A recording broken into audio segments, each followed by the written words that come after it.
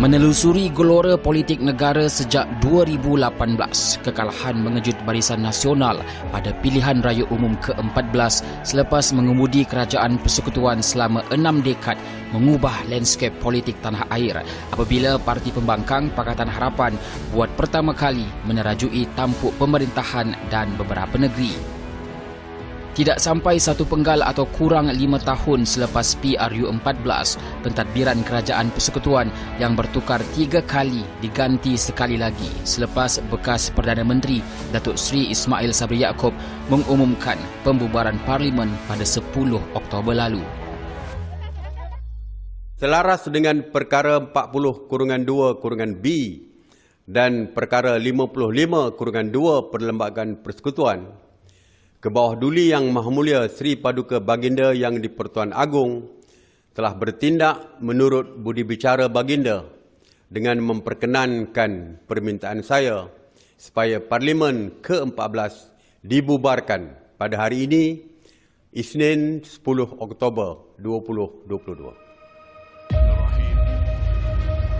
Pembubaran itu memberi laluan kepada PRU15 sekaligus mengembalikan kuasa kepada rakyat memberi mandat kepada parti mana yang akan dipilih membentuk kerajaan. Bagi maksud menjalankan PRU yang ke-15 dan PRK DUN N66 Bergaya Sabah, SPR telah menetapkan tarikh-tarikh penting seperti berikut. Tarikh keluar writ 20 Oktober 2022, hari ini, hari Khamis. Hari penamaan calon 5 November 2022, hari Sabtu. Hari mengundi awal 15 November 2022, hari Selasa. Hari mengundi 19 November 2022, hari Sabtu. PRU15 menyaksikan beberapa nama besar tidak dipertandingkan seperti Tan Sri Anwar Musa yang memberi laluan kepada muka baharu, manakala Lim Kit Siang pula mengumumkan persaraannya pada Mac 2022. Bagi calon poster boy 3 parti utama iaitu Datuk Seri Anwar Ibrahim, Datuk Seri Ismail Sabri Yaakob dan Tan Sri Muhyiddin Yassin, masing-masing berjaya menawan pengundi di kawasan mereka bertanding.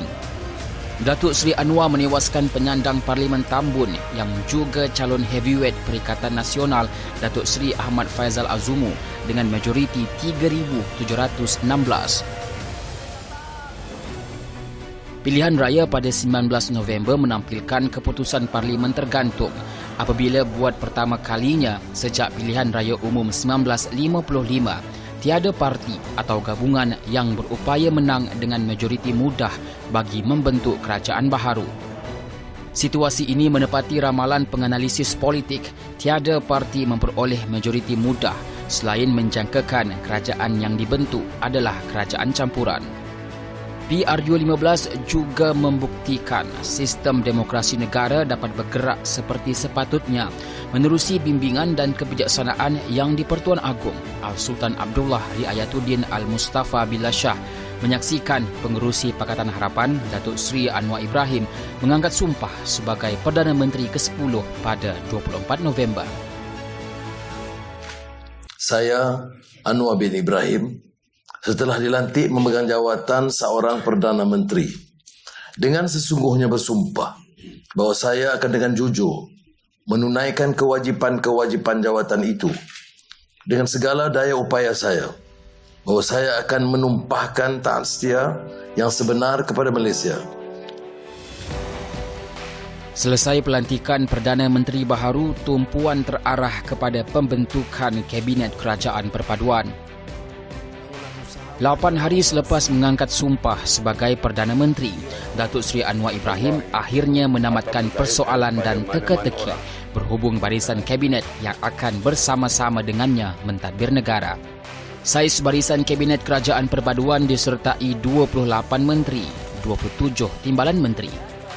Pada 19 Disember, usul undi percaya Datuk Seri Anwar juga menjadi titik noktah kepada kemelut politik dan semua ahli parlimen kini perlu fokus dalam usaha membantu rakyat.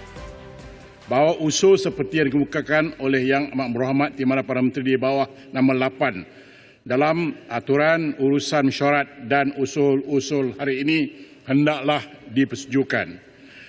Ahli-ahli berhormat yang bersetuju, kata bersetuju.